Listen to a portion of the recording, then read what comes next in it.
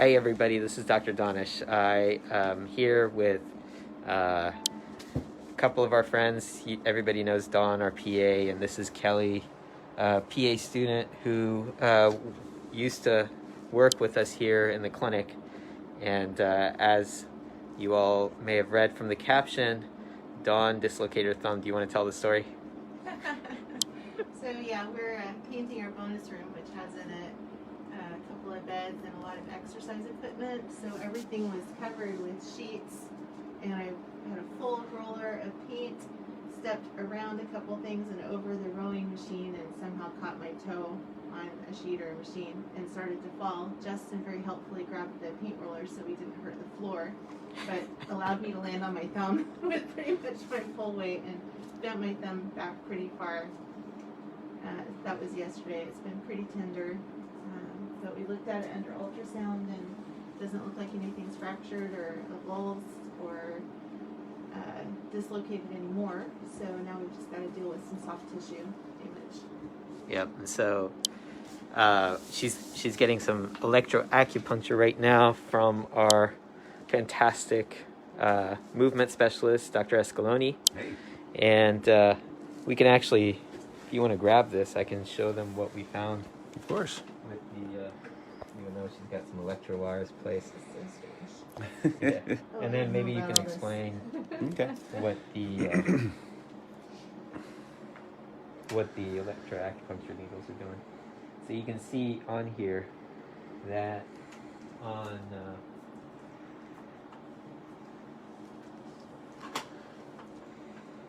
right here. So this is the joint itself. On this side, it's looking towards her wrist. On this side, it's looking more towards her fingers. Here's the joint space in here, and that's the cartilage right there. So what I'm looking for is mostly just kind of an injury. What's more common is a soft tissue injury to the joint capsule. So what I wanted to see was whether this capsule is intact. And you can see in different parts of it, it looks different. Like for instance, here you see a little bit of a tear right there on the finger side of the joint.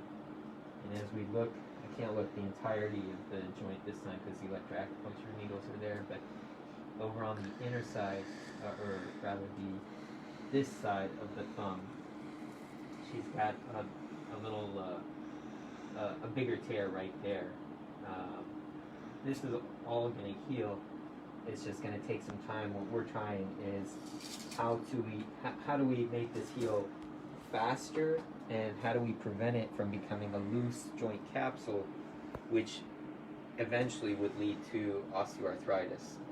People who have any kind of integrity issue to their joint, instead of the joint rolling every time you move it, if it doesn't have capsule or ligaments holding things together, then instead of it rolling like this, your body is going to feel it slide like this, and then everything, all the muscles clamp down to try to prevent that sliding from happening in order to get it to roll.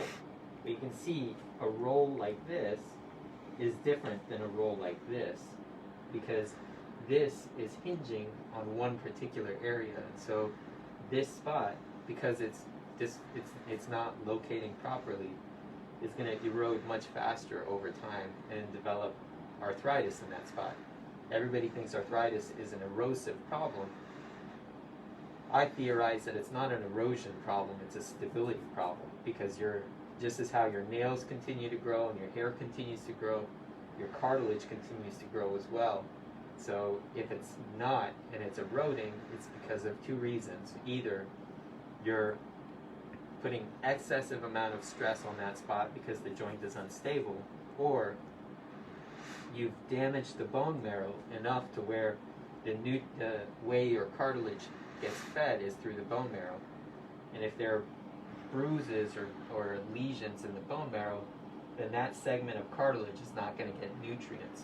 And so over time, that area is starving. So it's either a problem of excessive erosion from instability or insufficient repair from lack of nutrients.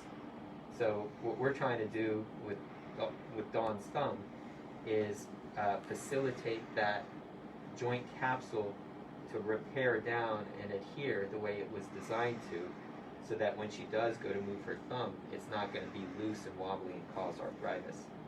So I'm going to take over the camera and let James explain what we're doing with the electroacupuncture.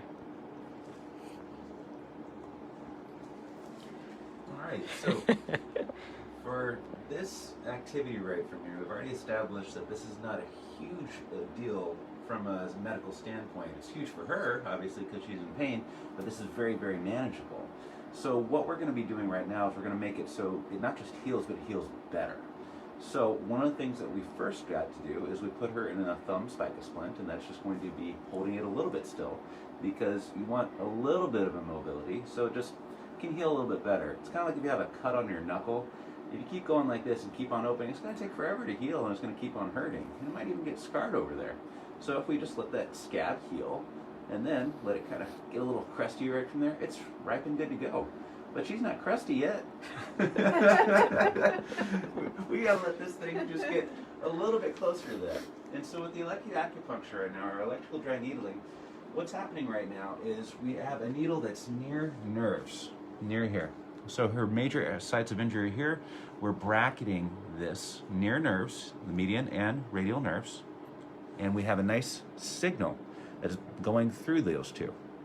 Now, why we're doing this is some very, very cool studies have found that if you have an experimentally induced injury here, and you start to put some electrical acupuncture around it, that's going to make it so that instead of healing all bunched up kind of like this and extra scarred, it can have it so that there's better blood vessels into there, and it can have it so that there's just enough stimulation so that you can start to align the fibers into a more normalized direction so they can be a little more resilient.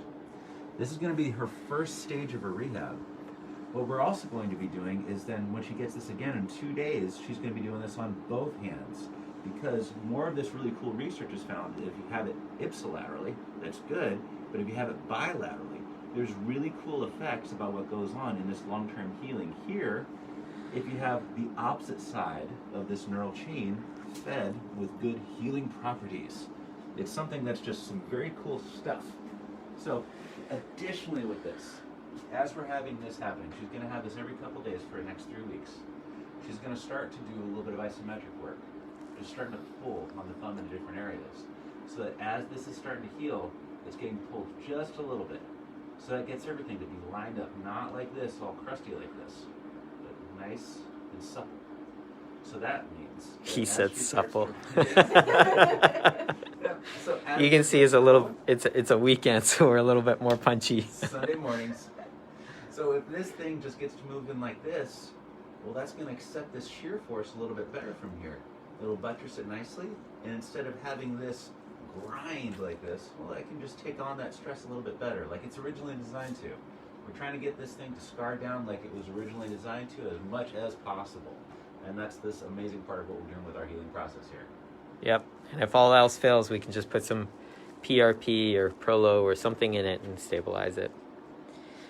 Well, thanks everybody for letting me do this Facebook Live. And if you like what we have to say or have any questions, feel free to send us questions on the messages. But for the time being, we're just going to sign out. See everybody. Thank you. Bye. Oh, you guys can wave again. I was waving. Bye.